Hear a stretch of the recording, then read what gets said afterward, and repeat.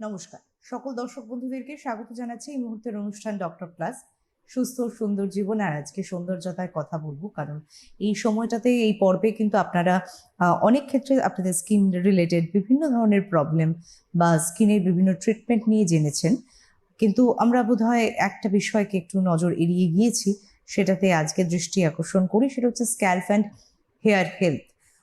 দেখুন, চুল পড়ে যাওয়ার সমস্যা প্রতি ঘরে ঘরে। আর এখন ছোটদের ভিতরেও বলে, শুনেছি যে ভীষণ চুল পড়ছে। তো কেন চুল পড়ছে, হেয়ার লসের অস্বাভাবিকতা কিংবা স্বাভাবিক ঠিক কত পরিমাণ আমরা ভাবতে পারি যে হেয়ার লসের এই কারণটাতে কিংবা হেয়ার লসে আমাদের কোনো চিন্তার কারণ আছে। আলোচনা তো অবশ্যই থাকবে, থাকবে ট্রিটমেন্টের বিষয়েও আলোচনা এবং মডার্ন ট্রিটমেন্ট থেরাপিস নিয়েও বিভিন্ন ধরনের আলোচনা করব। তবে সবার আগে স্বাগত যাকে জানাবো, ডার্মাটোলজিস্ট রয়েছেন রেনাউন্ড ডক্টর শ্রয়ন পাল। স্বাগত স্যার আপনাকে। নমস্কার স্যার, আপনাকে পাওয়া মানে কিন্তু modern availability, modern therapy, modern treatment নিয়ে আলোচনা করা।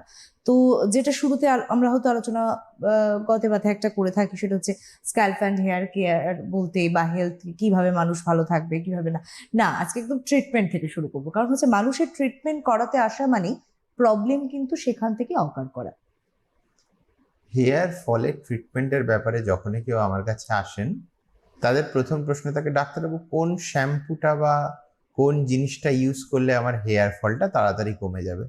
বেশিরভাগ মানুষ যেটা রিয়েলাইজ করেন না, যেটা আমাদের যখন হেয়ার ফলের ব্যাপারে মানে যখন প্রথম পড়ানো হয়েছিল, তখন আমাদের স্যাররা এই কথাটা প্রথমে বলেছেন যে hair fall is not a hair disease, it's a systemic issue.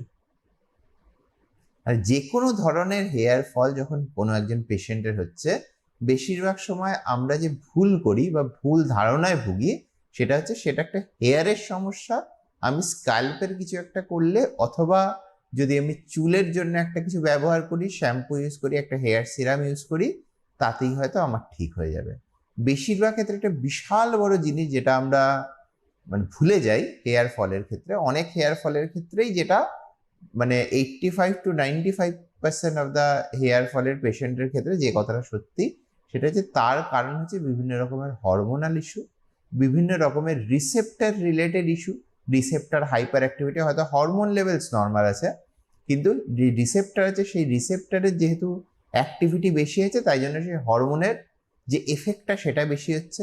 অথবা শরীরের ভেতরে কোনো মেটাবলিক সিনড্রোম আছে, সেটার জন্য কিছু ইস্যু হচ্ছে, সেটার জন্য কোনো রকমভাবে প্রপার পুষ্টি পৌঁছাচ্ছে না বা প্রপার সার্কুলেশন হচ্ছে না। অনেক সময় থাকে বিভিন্ন রকমের হরমোনস যেগুলো ইন জেনারেল মেটাবলিজমকে এফেক্ট করে, তার প্রবলেম। খুব একটা কমন এক্সাম্পল হচ্ছে থাইরয়েডের সমস্যা এবং ডায়াবেটিস। এই ধরনের হরমোনাল ইস্যুগুলোর জন্য একটা হেয়ার ফল হয়। এবং একটা বিশাল বড় কারণ যেটা মানুষ হেয়ার ফলের ব্যাপারে রেকগনাইজ করেন না, ডায়েট, এক্সারসাইজ অ্যান্ড লাইফস্টাইল। এই বেসিক জিনিসগুলোতে যেরকমভাবে পুরো বডি হেলথ ডিপেন্ড করে, সেরকমভাবেও হেয়ার হেলথ ডিপেন্ড করে। যে মেন কনসেপ্টটা আমাদের বুঝতে হবে, সেটা হচ্ছে হেয়ার হচ্ছে আমাদের শরীরের জন্য কিন্তু বাই এভলিউশন, মানে এটা একটা আননেসেসারি বা লেস ইম্পর্টেন্ট জিনিস হিসাবে মানা হয়। আমাদের বডি মনে করে, আমরা মনে যতটাই না করি না করি, আমাদের বডি মনে করে যে হেয়ারের খুব একটা প্রয়োজন নেই। ফলে যে কোনো সময় একটু বেশি অসুস্থতা হবে, তারপরেই দেখবেন হেয়ার ফল বেশি করে হওয়া শুরু করে। কারণ যে কোনো সময় বডি যখন একটা চ্যালেঞ্জিং সিচুয়েশনের সামনে আসে, তখন বডি কি করে, যে সমস্ত নিউট্রিয়েন্ট বা এভরিথিং সেটাকে শিফট করে দেয় বডি, যে অর্গানগুলো বা আমার শরীরের ভেতরে যে মোর ইম্পর্টেন্ট অর্গানগুলো, সেইগুলোর দিকে চ্যানেলাইজ করে দেয়। তাই জন্য সবার আগে যে একটা জিনিস সবচেয়ে বেশি সাফার করে যে কোনো বডিলি ইস্যুতে, সিস্টেমিক ইস্যুতে, সেটা হচ্ছে হেয়ার।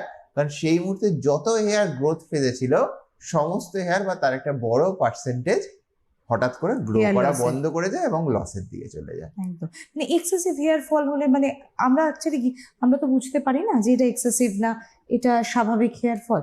তো অনেকে আছে, আমি এরকম দেখেছি যে টেনশনে গুনছেন প্রতিটা হেয়ার, কাউন্ট করছেন যে আমার সারা দিনে কম্বিং করলে কতটা পড়ছে।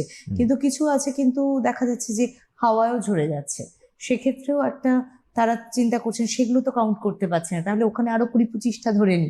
মানে এইভাবে কাউন্ট করতে করতে ইটস নট পসিবল যে এতটা কাউন্ট করে ওঠা। যে সত্যি সারাদিনে আমার কতটা হেয়ার ফল হচ্ছে। আরেকটা হচ্ছে কম্বিং স্টাইল প্রসেসও একটা ব্যাপার রয়েছে, অনেকে রয়েছেন ভীষণ হেয়ারের প্রতি না অযত্ন করেন। আমরা হয়তো মনে করছি, যেটা দিয়ে আপনি শুরু করলেন যে শ্যাম্পু, আমরা হয়তো মনে করছি সপ্তাহে 3 দিন কি 2 দিন আমরা প্রপার শ্যাম্পু করছি, আমাদের তো হেলথ কেয়ার হচ্ছে। কিন্তু অ্যাকচুয়ালি প্রপার শ্যাম্পু করাটাই তো আমরা জানি না। তারপর তো হেলথ কেয়ারের বিষয় রয়েছে।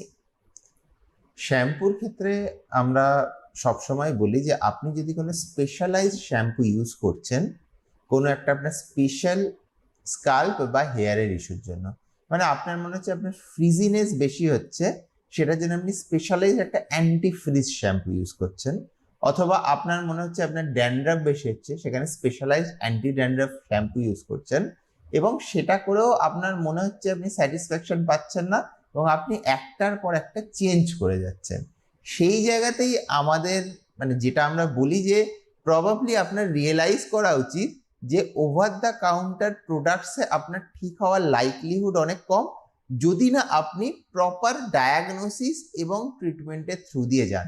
হয়তো হতে পারে আপনি যে 1500, 1600, 2000 টাকার যে বিদেশি শ্যাম্পু ইউজ করছেন, যেটা আপনার ড্যান্ড্রাফ সারাবে বলে মানে সমস্ত ইনস্টাগ্রাম ইনফ্লুয়েন্সার 10 জন আপনাকে বলেছেন, হয়তো সেই ড্যান্ড্রাফ সারানোর ওষুধ একটা 350-400 টাকার শ্যাম্পু যেটা স্কিনের ডাক্তারবাবু লিখবেন, সেই ড্যান্ড্রাফ তাতে এর থেকে অনেক ভালোভাবে সারবে এবং প্রপারলি সেটা মেনটেন হবে। মানে আমরা যেগুলোকে এই জায়গাটাতে আরেকটা জিনিস আমরা বলি যে যে কেউ আমরা যখন যে কোনো কিছু লিখি, শ্যাম্পু হলো, সানস্ক্রিন হলো, ফেস ওয়াশ হলো, জিজ্ঞেস করেন ডাক্তারবাবু এটা মেডিকেটেড শ্যাম্পু না, এটা মেডিকেটেড ফেস ওয়াশ না? আমরা বলি যে যেগুলো আপনারা মেডিকেটেড বলেন, যদি আপনি নাম্বার অফ কম্পোনেন্ট দেখেন যে কোনো মার্কেটের শ্যাম্পুর সঙ্গে তাদের, বুঝতে পারবেন মেডিকেটেড গুলো অ্যাকচুয়ালি সবচেয়ে কম মেডিকেটেড, সবচেয়ে কম মানে কম্পাউন্ডস তার মধ্যে আছে, এবং সেগুলোর সবচেয়ে সিম্পলেস্ট ফর্ম অফ এভরিথিং। মানে ময়েশ্চারাইজার, আমাদের বেশিরভাগ moisturiser white salt paraffin, light liquid paraffin, তার সাথে হয়তো কখনো কখনো একটা বা দুটো জিনিস যোগ করা থাকে, সেরামাইডস, কখনো কিছু কম্পাউন্ডস থাকে, কখনো অন্য কিছু লিপিড কম্পাউন্ডস থাকে যেগুলো একটু বেশ বেটার হাইড্রেশনে হেল্প করে, কিন্তু mostly things are very very simple.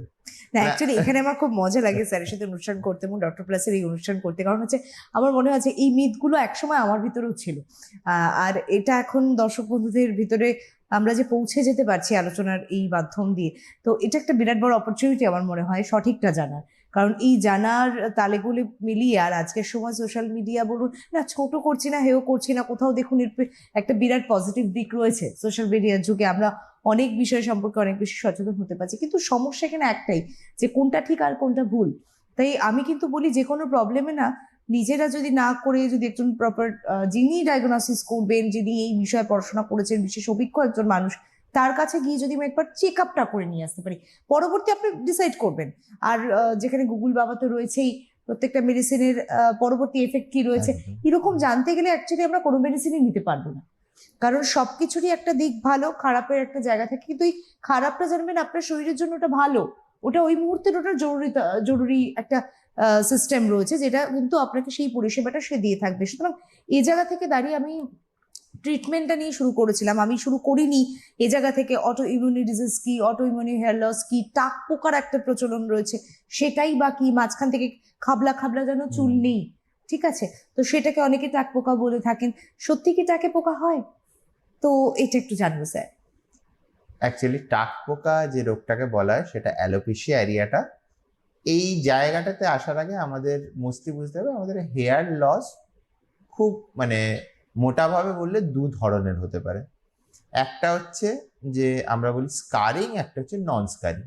মানে এক ধরনের হেয়ার লস একবার যদি হয়ে যায় সেই জায়গাতে আর চুল গজাবে না, আর দু ধরনের মানে সেকেন্ড টাইপের যেটা হচ্ছে নন স্কারিং, মানে যদি হেয়ার লস হয়েও যায় ফলিকেলস গুলো ইনট্যাক্ট থাকে ইনিশিয়ালি অ্যাটলিস্ট, যদি ঠিক সময় রাইট ট্রিটমেন্ট করা যায় সেখান থেকে আবার হেয়ার গ্রোথ হওয়া সম্ভব।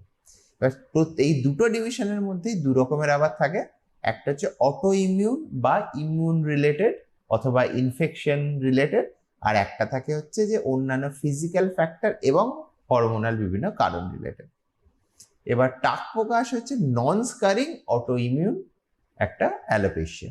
এখানে কি হয় আমাদের শরীরের মধ্যে যেটা যেটা যে কোনো রকমের অটো ইমিউন ডিজিজ যেরকম হয়, অ্যান্টিবডি ডেভেলপ করে এগেনস্ট যে স্টেম সেলস থাকে বা যে হেয়ারের কোষ থাকে যেখান থেকে হেয়ার ফলিকেল গুলো তৈরি হয় তার এগেনস্টে। ফলে কি হয়, ধীরে ধীরে একটা জায়গাতে আর হেয়ার ফলিকেল ভালো করে তৈরি হতে পারে না। বেশ, মানে ওই ফাঁকা হতে হতে হতে হতে ওই ফাঁকা হতে জায়গাটা হতে গ্যাপ তৈরি হয়ে যাচ্ছে। একটা বড় মানে গ্যাপ তৈরি হয়। এবার সমস্যা যেটা হয় তাতে সেটা হচ্ছে হেয়ার ফলিকেলস গুলোর এগেনস্টে যেহেতু এই অটোইমিউন প্রবলেমটা তৈরি হচ্ছে, এর দুটো জিনিস হতে পারে। একটা হচ্ছে একটা সময়ের পরে কিছু কিছু পেশেন্টের ক্ষেত্রে আমরা দেখেছি যে নিজে নিজেই এই অটোইমিউন ফেনোমেনাটা শিফট করে যায়। আচ্ছা। প্রবলেম এটা হচ্ছে অনেক পেশেন্টের ক্ষেত্রেই আমরা দেখি যে অনেক দিন ধরে পারসিস্ট করে বা প্রগ্রেস করতে থাকে। এবার সেখানে যেটা ইস্যু হচ্ছে, যত প্রগ্রেস করতে থাকবে তত চান্স অফ স্পন্টিনিউয়াস রিগ্রেশন বা নিজে ঠিক হতে থাকা সেইটা কমতে থাকবে। এবং সেটা যখনই কমতে থাকবে তার মানে আমি আপনাকে শুরুতে যেটা বলেছিলাম হুম যে ইনিশিয়ালি ফলিকেল গুলো ঠিক থাকে হুম হুম একটা সময় অবধি, সেই টাইমটা আমরা পার করে যাই। ফলে non scarring alopecia can even lead to permanent hair loss. খুব কমন আরেকটা এক্সাম্পল যেটা নন স্কারিং অ্যালোপেশিয়া, সেটা হচ্ছে মেল প্যাটার্ন বা ফিমেল প্যাটার্ন হেয়ার লস। ছেলে বা মেয়েদের যেরকম নর্মাল যে বয়সকালে বা বয়সের সাথে ধীরে ধীরে চুল খালি হতে থাকে, একটা সময় অবধি যদি আমরা সেখানে রাইট ইন্টারভেনশন করতে পারি এবং ঠিক সময় ঠিক ইন্টারভেনশন, এমন নয় যখন মেডিসিন দিয়ে ম্যানেজ হবে তখন মেডিসিন, যদি ইনজেক্টেবলস লাগে ইনজেক্টেবলস, যদি ট্রান্সপ্ল্যান্ট লাগে ট্রান্সপ্ল্যান্ট অথবা স্টেম সেল থেরাপি, সেটা যদি করতে পারে তবেই সেখানে চুল আসার সম্ভাবনা থাকে। সেটা যদি না করতে পারে, যদি সেই পিরিয়ডটা পেরিয়ে যায়, মানে খালি ওষুধে ভালো হতে পারে সেই পিরিয়ডটা যদি মানে পেরিয়ে যায়, তাহলে যে রকমেরই হোক না কেন হুম। আমাদের হেয়ার ফল, সেটা কিন্তু খালি ওষুধে কোনোভাবেই ঠিক হবে না। আচ্ছা। হয়তো তার পরবর্তী স্টেপটা যখন রেকমেন্ডেড, তখন যদি আপনি সেটা না করে ওষুধ করতে থাকেন, হুম সাম অফ দ্য মানে affected area can progress to এমন একটা স্টেজে যেখানে পরবর্তী গেলে আপনি যখন মেন্টালি প্রিপেয়ার্ড হলেন না আমি এখন ইনজেক্টেবল করতে রাজি আছি, সেই সময় হয়তো সেখানে ইনজেক্টেবল সেটারও করে লাভ হবে না। ফাংশন শেষ হয়ে যাচ্ছে একদম। এবং এই জন্যই অ্যালোপেশিয়া এরিয়াটা বা এই ধরনের নন স্কারিং যে হেয়ার ফলগুলো থাকে, সেখানে একটা খুব ইম্পর্টেন্ট ব্যাপার হচ্ছে ঠিক সময় ঠিক মোডালিটিতে ট্রিটমেন্ট করা। এবং এখানে আমি যে কথাটা আপনাদের এখানে বারবার বলেছি, এর আগেও আলোচনা হয়েছে সেখানে, এবং আমার নিজস্ব যে সোশ্যাল মিডিয়া ইনস্টাগ্রামের এটা নিয়েও আমার কন্টেন্ট রয়েছে, সেখানে হচ্ছে যখন আপনারা জিজ্ঞেস করেন যে এই প্রসিডিওরটা ডাক্তার এই প্রসিডিওরটাকে এখনই করতে হবে, ওষুধ দিয়ে আগে কিছুদিন দেখলে চলে না? যদি ওষুধ দিয়ে দেখতে হতো, বিশ্বাস করুন প্রসিডিওর আমিও আপনাকে রেকমেন্ড করতাম না। আপনার বেস্ট আউটকামের জন্য এখন এই স্টেজে যেহেতু আপনার প্রসিডিওরটা নেসেসারি, তাই জন্যই বলছি। এবং সেই প্রসিডিওরটা যদি না করান তাহলে কি ইমপ্রুভমেন্ট হবে না? হবে, কিছুটা ইমপ্রুভমেন্ট হবে, কিন্তু ওষুধে যতটা ইমপ্রুভমেন্ট হওয়ার ততটাই হবে, এবং কিছু পার্ট ওয়ার্সেনও হতে পারে, যে জায়গাটার জন্য আমি প্রসিডিওর বলছি। অথবা অ্যাডিকুয়েট ইমপ্রুভমেন্ট না হতে পারে, কিছুটা ড্যামেজ আপনার পার্মানেন্ট হয়ে যেতে পারে। যেরকম যেটা হেয়ারের সঙ্গে আরো একটা জিনিসে খুব কমনলি আমরা ফেস করি, সেটা যে পিম্পলস। পিম্পলস এর পরে যে পিগমেন্টেশন এন্ড স্কারিং আসা শুরু করে, সেই সময় আর্লি কিছু কিছু প্রসিডিওর থাকে, যেরকম পিলিং থাকে, অথবা কোনো কোনো সময় কিছুটা MNRF বা কিছু কিছু লেজার থেরাপিস আমরা করতে পারি, যেগুলোর ক্ষেত্রে যতটা ভালো রেজাল্ট আমাদের আসা সম্ভব এবং যতটা পিগমেন্টেশন এবং স্কারিং ফ্রি হওয়া সম্ভব, সেটা হতে পারবে না আপনি যদি তার 5 বছর পরে ডিসাইড করেন না এবার এই স্কারিং এর জন্য আমাকে কিছু করতে হবে। কারণ 1 নম্বর, ইমিডিয়েটলি পিলিংটাও যেটা করে অনেকটা পিম্পলস এর গ্রোথটাকে কমিয়ে দেয়, পিগমেন্টেশন সিগনিফিকেন্টলি কমিয়ে দেয়, এবং কিছু কিছু ক্ষেত্রে সুপারফিশিয়াল স্কারিংও ঠিক করে দেয়। এই প্রসঙ্গত স্যার আমি একটা বলুন। জানবার আগ্রহ রাখি, তা হচ্ছে এই যে পিম্পলস রিলেটেড প্রশ্নে অনেককে আমি বলতে শুনেছি যে পিম্পলস কিন্তু হেয়ারের কারণে হয়, মানে হেয়ারের স্ক্যাল্পে যদি কোনো প্রবলেম থাকে বা অতিরিক্ত যদি খুশকি থাকে, সেক্ষেত্রে নাকি পিম্পলসের সমস্যা আসে। সত্যি কি তাই? কিছুটা ঠিক, কিন্তু ডিরেক্টলি ওরকম ভাবে নয় ব্যাপারটা। ব্যাপারটা হচ্ছে ড্যান্ড্রাফ এবং পিম্পলস এই দুটো বলতে পারেন একই কয়েনের এপিট ওপিট। কিরকম ভাবে? দুটোই সিবেশিয়াস গ্ল্যান্ডের ইস্যু। যদি সেই সিক্রেশনটা যেহেতু অ্যাবনর্মাল এবং থিক অথবা এক্সেসিভ প্রোডাকশন হচ্ছে, এন্ড এই জিনিসটা ইনফ্ল্যামেটরি, সিবামটা বেসিক্যালি, তো সেটা যখন এক্সেসিভ প্রোডাকশনটা বাইরে এসে ওপরে স্কিনটাকে ইনফ্লেম করে, স্কাল্পে যেরকম, যেহেতু স্কাল্পের গ্ল্যান্ডগুলো ওরকম ভাবে যে বেশিরভাগটাই বাইরে আসতে পারে, তো সেই ক্ষেত্রে যখন ওপরে স্কিনটাকে ইনফ্লেম করবে, সেটা হয়ে যায় আপনার ড্যান্ড্রাফ, যেহেতু স্কাল্পের ইনফ্লামেশনটার জন্য স্কেলিং হচ্ছে। হুম। আর যখন সেটাই বেরোতে পারে না, মুখের মধ্যে যেমন কিছু কিছু জায়গাতে ভেতরে ইম্প্যাক্টেড হয়ে যায় এবং স্কিনের নিচেই একটা ফোলা মতো তৈরি করে, যেহেতু ইনফ্লামেশনটা সেখানে তৈরি হয়, সেটাই হয়ে যায় পিম্পলস। আচ্ছা। এবং তাই জন্য অনেক সময় দেখবেন যাদের ড্যান্ড্রাফ হয়েছে তারা বলে মাথায় ছোট ছোট গুড়ি গুড়ি মতো কিছু কিছু হচ্ছে, ইচি পিম্পলস এর মতো মনে হচ্ছে।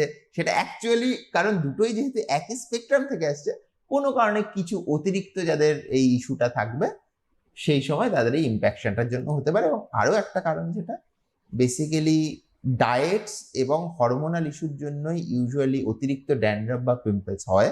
যাদের অতিরিক্ত ড্যান্ড্রাফ বা পিম্পলস হয়েছে সেই পেশেন্টদের আমি বারবারই বলি যে হতে পারে হয়তো কিছু পেশেন্টস থাকেন যাদের ক্ষেত্রে হেরিডিটারিলি তাদের গ্ল্যান্ডের একটা ওভার অ্যাক্টিভিটি থাকে, কিন্তু অবশ্যই আপনার ডায়েট এবং হরমোনাল মানে ডায়েটের চেঞ্জ, রাইট চেঞ্জেস যদি সেটা ঠিক না থাকে এবং বেসিক হরমোনাল টেস্ট আপনাদের অবশ্যই করে নেওয়া উচিত। কারণ হয়তো হতে পারে যে আপনার ইনসুলিন রেজিস্ট্যান্স বলুন অথবা গ্ল্যান্ডুলার ইস্যু বলুন, এইগুলোর মধ্যে দিয়ে আপনার অন্যান্য অনেক হরমোনাল প্রবলেম যেটা লুকিয়ে আছে সেইটা প্রকাশ পাচ্ছে। একদম। আপনারা অনুষ্ঠান দেখছেন আর ইউটিউবে হয়তো কমেন্টস করছেন, কারণ এই অনুষ্ঠান তো পরবর্তী ইউটিউব ফেসবুকেও থেকে যায়, সুতরাং সেখানে আপনারা কমেন্টস করুন। এবং আমি আর স্যার আজকে আলোচনা করছিলাম যে আপনারা যে বিভিন্ন ধরনের কমেন্টস করেন বা প্রশ্ন রাখেন সেখানেও, সেটা নিয়ে যদি একটা এপিসোড করা যায় তো অবশ্যই এই প্রপোজালটা আমরা কর্তৃপক্ষকে জানাবো। এবং যদি অবশ্যই হয় সম্ভব, নিশ্চয়ই আপনাদের সেই প্রশ্নগুলো নিয়ে আমরা আলোচনার একটা জায়গা রাখবো। এবং এই হেয়ার লস নিয়ে বলতে গেলে আপনারা যারা অনুষ্ঠান দেখছেন সেই সময় প্রচুর মানুষের প্রচুর কোয়ারিজ হয়। সত্যি কথা বলতে সেগুলো হয়তো জানবার আমাদের জায়গাটা নেই বা এই মুহূর্তে জানতে পারছি না বলে সেটা নিয়ে হয়তো আলোকপাত করতে পারবো না। তবে হ্যাঁ, ট্রিটমেন্ট, মডার্ন থেরাপি আপনাদের এটাই এখন মাথায় আসবে, কারণ হেয়ার লসের ট্রিটমেন্ট দরকার। কি কারণে হেয়ার লস রয়েছে এটা তো একটা ফ্যাক্টর। আবার প্রতিটার ক্ষেত্রে কিন্তু ট্রিটমেন্ট পলিসিটাও সেম হবে না, প্রত্যেকের ক্ষেত্রে আলাদা আলাদা। এবং এই যে অমুকে ঠিক করেছে ওই ট্রিটমেন্টটা নিয়ে তার মানে ওই থেরাপিটা আমার জন্য প্রযোজ্য এমনটা কিন্তু নয়। আমরা স্কিন নিয়ে আলোচনা করতে গিয়েও বিবিধ বিষয় নিয়ে আলোচনা করেছি, তখনও আমরা একই কথা বলেছি। আমি প্রশ্ন রেখেছি আপনাদের হয়ে স্যারের কাছে যে স্যার ও ঠিক হয়েছে তাহলে কি আমিও ঠিক হব? তো স্যার সাবলীলভাবে বলেছেন না, আপনার ওই প্রবলেমটাই নেই, আপনি ওইটা কেন করতে যাবেন? তো এই যে আমরা ডক্টরের কাছে এসে, আমি জানি না স্যার আপনার প্রচুর অভিজ্ঞতা আপনি হয়তো পেয়েছেন, আমি আপনার অভিজ্ঞতার কথাগুলো একটু শোনাবো সবাইকে। সেটা হচ্ছে যে এরকম এসে কি পেশেন্টরা বলেন যে স্যার আমি না অমুক থেরাপিটা করবো? অনেক ক্ষেত্রেই এরকম ভাবে এসে পেশেন্টরা বলেন। সেই ক্ষেত্রে আমি বলি অবশ্যই এটা যদি আপনার থেরাপির দরকার হয় আমি করতেই পারি আমরা, কিন্তু তার আগে আমাদের একবার ক্লিনিক্যাল অ্যাসেসমেন্ট করে দেখে নেওয়া দরকার আপনার হেয়ার ফলটা কি ধরনের। এবং অনেক ক্ষেত্রেই যেটা মানুষ রিয়েলাইজ করেন না যে মানে টাক পোকার আমরা যে টিপিক্যাল জানি ওরকম কয়েনের মতো ছোট ছোট করে হচ্ছে, সেরকম ছাড়া এক ধরনের টাক পোকা যেটাকে বলে ডিফিউজ অ্যালোপেশিয়া এরিয়াটা, এবং সেটা এক্স্যাক্টলি দেখতে লাগবে মেয়েদের নর্মাল যেরকম ডিফিউজ হেয়ার ফল হয় যাদের হরমোনাল ইস্যুস বা পিসিওএস থাকে। এবং আমি এরকম পেশেন্টস অনেকেই পেয়েছি যাদের ক্ষেত্রে, এবং মেল এবং ফিমেল দুজনের মধ্যেই, যাদের ক্ষেত্রে এই প্যাটার্ন হেয়ার লস বা টেলোজেন ইফ্লেভিয়ামের সঙ্গে ডিফিউজ অ্যালোপেশিয়া এরিয়াটা ছিল, সেটা আনডায়াগনোজ ছিল। এবং সেটা অ্যাড্রেস করতে ইভেন আমার কাছে পেশেন্ট এসেছেন অনেক বড় বড় সিনিয়র স্যারদের কাছ থেকে এসেছেন, আমি নাম নিতে চাইবো না, তারা যা দিয়েছেন খুবই প্রপার ট্রিটমেন্ট দিয়েছেন তাদের প্যাটার্ন হেয়ার লসের। কিন্তু এবার সেগুলো থেকে হয়তো আমার কাছেও সেই পেশেন্ট যদি আর্লি স্টেজে আসতো আমিও এটা ভাবতাম না, কিন্তু এত দু তিনজন সিনিয়র স্যার দিয়েছেন, মোটামুটি ঠিকই দিয়েছেন, পেশেন্টও বলছে ঠিকঠাক হচ্ছে না, তখন আমার মনে হলে আচ্ছা ঠিক আছে এই জিনিসটা নয় তো, তখন সেই জিনিসটা একটা টেস্ট করা এবং সেই জিনিসটার ওষুধ দিতে পেশেন্টের সাডেনলি একটা ড্রাস্টিক ইমপ্রুভমেন্ট হয়ে গেল। এবং এই যে জিনিসটা মানে আপনি ডাক্তারের কাছে গিয়ে অনেক সময় তারা বুঝতে পারছেন না, আপনার পক্ষে নিজের বোঝাটা মানে অসম্ভব। আর ডে বাই ডে আমাদের এই চেঞ্জেস গুলো এভাবে হতে থাকে না, যে কোনো প্রবলেম দেখবেন প্রথম দিকে অতটা বোঝা যায় না, কিন্তু আপনার বডি রিয়াক্ট করছে অদ্ভুত ভাবে। আমাদের এই সিস্টেমগুলো এত সুন্দর, আপনারা যখন আলোচনা করেন সেই থেকেই আমরা জানতে পারি যেটুকু জানার সুযোগ হয়। তো সত্যি কথা ভাবতে গেলে একটা বিশাল সমুদ্র, আর এই বিশাল সমুদ্রের ভিতরে বালিকণা বা একটু ধূলিকণা পাথর পড়ে থাকা একটু কিঞ্চিত মাত্র জানারই সুযোগ হয় এই এপিসোডগুলোর মাধ্যম দিয়ে। তো সেখানে আমার মনে হয় না যে কোনো মানুষই নিজের প্রতি কোনো কিছু অ্যাপ্লাই করবেন দীর্ঘদিন ধরে ফেলে রেখে, দেখি না হয়তো ঠিক হয়ে যাবে। আরেকটা যেটা আমি দেখেছি মেজর ইস্যু, সেটা হচ্ছে অনেকে ড্যান্ড্রফ কমানোর জন্য একটা হয়তো প্রপার শ্যাম্পু ইউজ করছেন, আমি বলছি না খারাপ। ইউজ করার প্রথম দিন দেখবেন ভীষণ ভালো রেজাল্ট হয়। যখন একটা চেঞ্জ হয় কোনো একটা শ্যাম্পু, আগে আপনি অন্য একটা ব্যবহার করতেন, পরে আরেকটা করছেন, ভীষণ ভালো, মানে ফার্স্ট ডেই আমি হ্যাপি। তো কিন্তু সেটা যখন আমি 2 থেকে 3 বার ইউজ করলাম, 1 সপ্তাহ যেতে না যেতে মনে হলো, এমা, যা হেয়ার ফল হচ্ছে তাতে কিন্তু দ্বিগুণ হেয়ার ফল হচ্ছে আমার, তাহলে এই শ্যাম্পুটাও বাজে।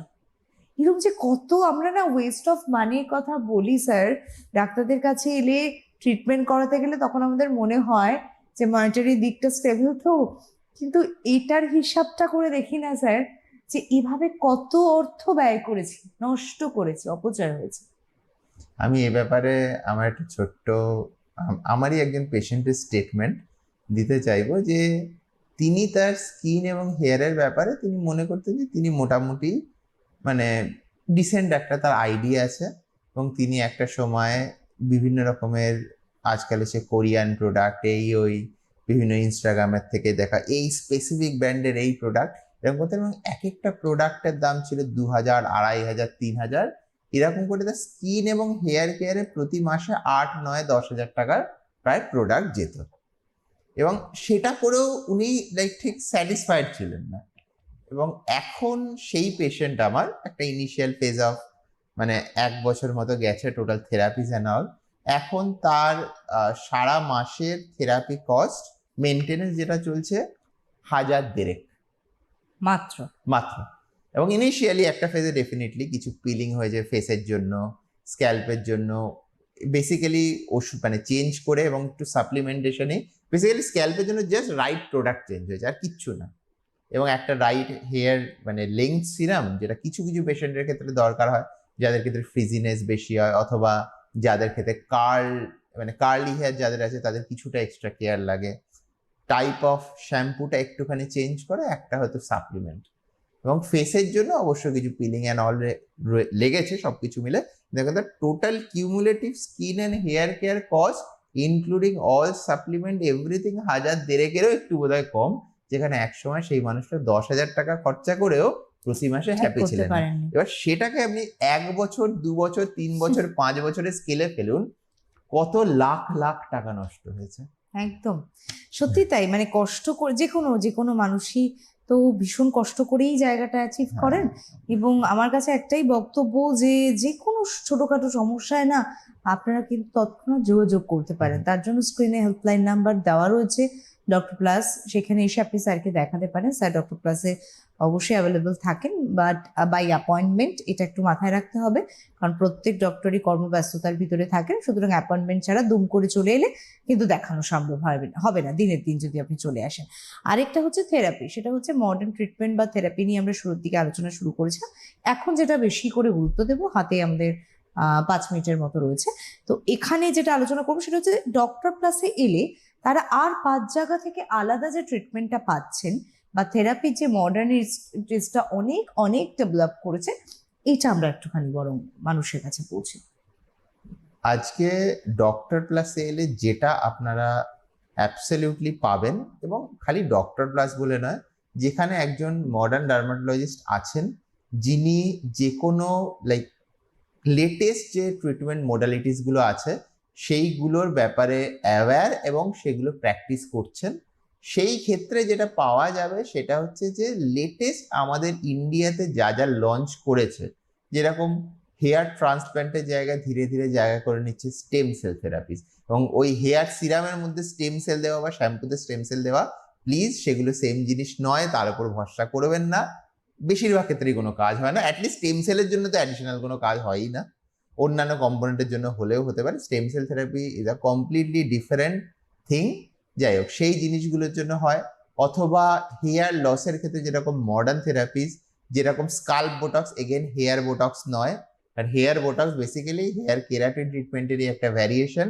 স্কাল্প বোটক্স হচ্ছে স্কাল্পে এক রকমের ইনজেকশনস দেওয়া, অথবা স্কাল্প থ্রেডস, এই ধরনের ট্রিটমেন্টগুলো। তার সঙ্গে আরও কিছু ট্রিটমেন্ট যেরকম এক্সোজেনাস গ্রোথ ফ্যাক্টর থেরাপি, পিআরপিজিএফসি, যে কোনো মডার্ন থেরাপি যেটা এই মুহূর্তে বিশ্বের যে কোনো কোনায় প্র্যাকটিস হচ্ছে এবং প্রুভেন বেনিফিটের সাথে প্র্যাকটিস হচ্ছে, সেই ধরনের সমস্ত ট্রিটমেন্টস আজকে ডক্টর প্লাস এবং ডক্টর প্লাস ছাড়াও, আমি খালি ডক্টর প্লাস বলে বলতে পারি না, যে টপ মোস্ট সেন্টার্সগুলোতে অ্যাভেলেবেল রয়েছে, যার মধ্যে doctor plus is one of them.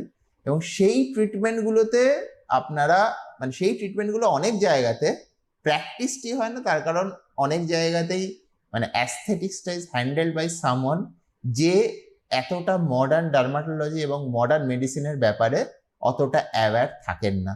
এবং আজকে যেটা আগেও বলেছি, আমার মনে হয় যে জিনিসটাতে মানুষ এনাফ নজর দেন না, যে আপনি যেখানে যাচ্ছেন সেই ডাক্তারবাবু কি ডিগ্রি আছে।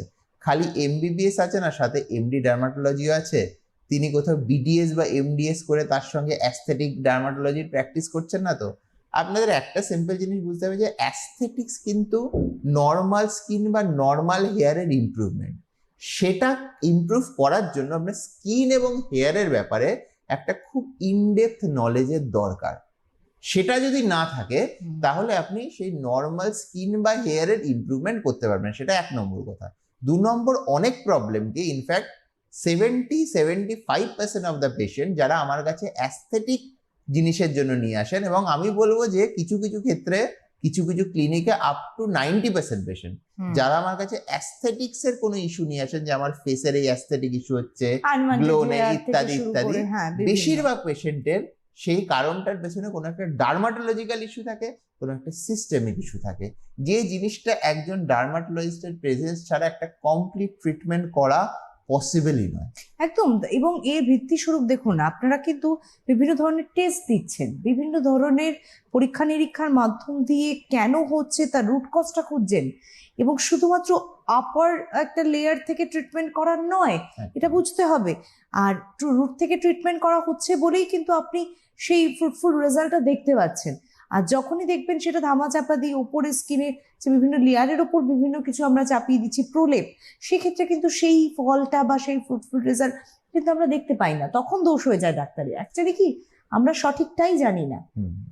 মানে একজন কোয়ালিফাইড ডক্টরকে দিয়ে, এনাফ কোয়ালিফাইড ডক্টরকে দিয়ে আপনি যদি থেরাপিস্টগুলো না করান, আপনি যদি সে যে কোনো ক্লিনিকের যেখানে একজন আয়ুর্বেদ বা হোমিওপ্যাথি বা বিডিএস এমডিএস তারা কেউ একজন প্র্যাকটিস করছেন, এরকম কেউ একজন মানে যারা এনাফ কোয়ালিফাইড নয়, বক্তব্য একটাই, তারা যদি করে থাকেন, তার থেকে মানে আপনার পার্লার ট্রিটমেন্টের সঙ্গে সেটা ড্রাস্টিক্যালি ডিফারেন্ট। একদম, আমরা পার্লারেও ট্রিটমেন্ট নিই, সেক্ষেত্রে তাদের এগেইনস্টও বলা হয়, একদমই আমরা এগেইনস্টে বলবো না, কিন্তু একটাই কথা বলবো যে প্রত্যেকটারই একটা বিশেষ জায়গা থাকে, সেটা যে সেক্টরই হোক, যে আমাদের বডির এত পার্ট, এত কিছু, এত অঙ্গ প্রত্যঙ্গ সবকিছু, তো স্পেশালাইজেশন যারা করেছেন মূলত তাদের কাছে আসুন, এটাই আমাদের বলার উদ্দেশ্য।